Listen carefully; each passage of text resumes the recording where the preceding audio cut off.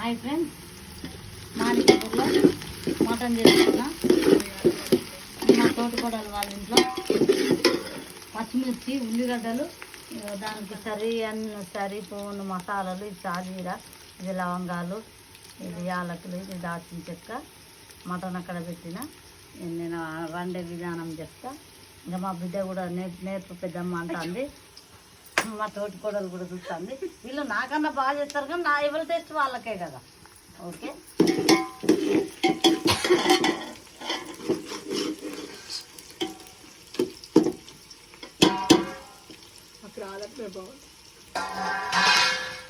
నేను ఏమన్నా మళ్ళీ డైలాగ్ కొట్టలేదా?